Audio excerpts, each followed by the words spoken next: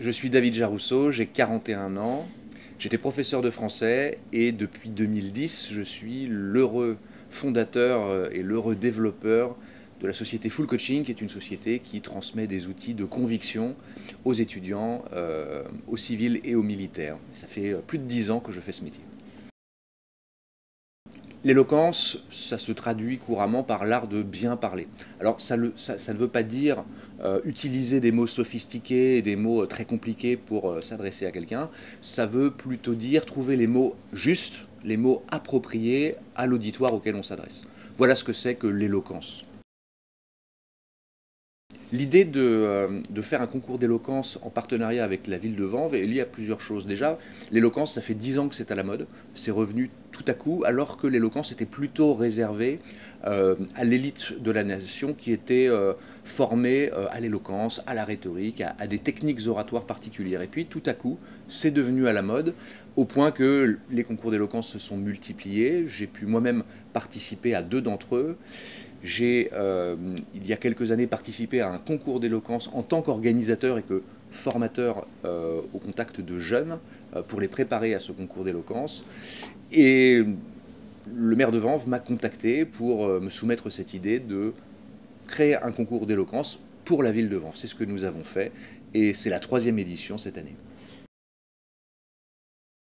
Cette 3e édition du concours d'éloquence est dans la continuité des 2 précédentes. Ce qui a bien fonctionné, nous le maintenons. Qu'est-ce que nous maintenons? Nous maintenons une formation rigoureuse des candidats. Ça dure environ 10 heures. Et au cours de ces 10 heures, moi, le formateur, je transmets des techniques pour permettre aux candidats et aux candidates d'être bien préparés.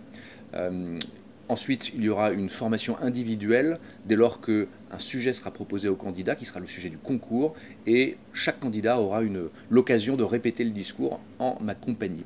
Ce qui change, en réalité, c'est ce qu'il y a de plus important, c'est le sujet. Le sujet qui sera proposé aux candidates et aux candidats sera différent des années précédentes, et nous réfléchissons encore au sujet que nous choisirons. Et puis, il faut quand même rajouter aussi que nous sortons d'une période de pandémie. La première année, ça s'est déroulé. Enfin, la formation s'est en partie déroulée en distanciel, ce qui a été atypique, mais on a tenu bon. On a été l'une des seules villes à aller au bout et de maintenir le concours en dépit des circonstances. Ça a été une grande fierté, une grande joie de voir qu'en définitive, les jeunes avaient réussi à bénéficier d'une formation alors que les conditions n'étaient pas favorables. Donc cette année, a priori, nous aurons la chance d'avoir une formation intégralement présentielle et j'ai la conviction d'ailleurs que ce format est beaucoup plus efficace qu'une formation en distanciel pour être performant le jour J. Donc là, le concours s'annonce intéressant de ce point de vue-là, voire même passionnant, parce que les jeunes vont être préparés d'une manière tout à fait inédite en comparaison des 2 années précédentes. Le concours d'éloquence de la ville de Vanves s'adresse à tous les jeunes vanvéens. Pour être plus exact, tous les jeunes qui sont scolarisés à Vanves. C'est-à-dire qu'un élève de Clamart, qui vit à Clamart ou qui vit à Montrouge, peut tout à fait se porter candidat à ce concours à partir du moment où il est scolarisé dans un des 2 établissements vanvéens. La première masterclass donnera lieu à un cours théorique. Ce sera très concret, ce sera 2 outils très concrets que je viendrai donner à tous les candidats qui seront présents. Et à partir de ces outils, de ces techniques que je vais leur transmettre, nous passerons à des exercices de mise en situation.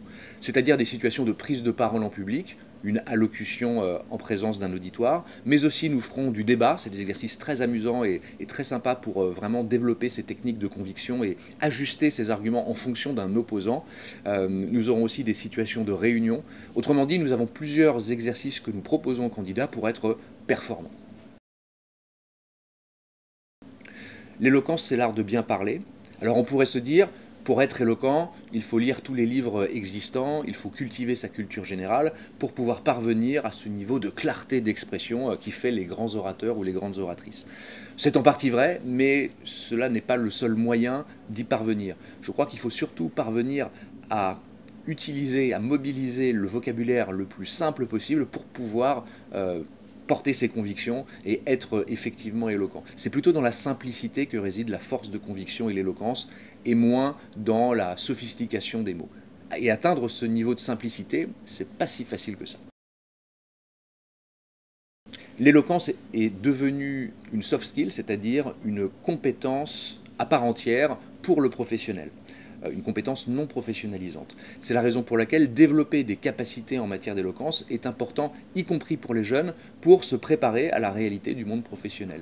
Un élève qui développe des compétences en éloquence pourra placer cette compétence dans son curriculum vitae et pouvoir la faire valoir auprès de ses recruteurs ou d'un établissement qu'il souhaite intégrer pour la poursuite de ses études.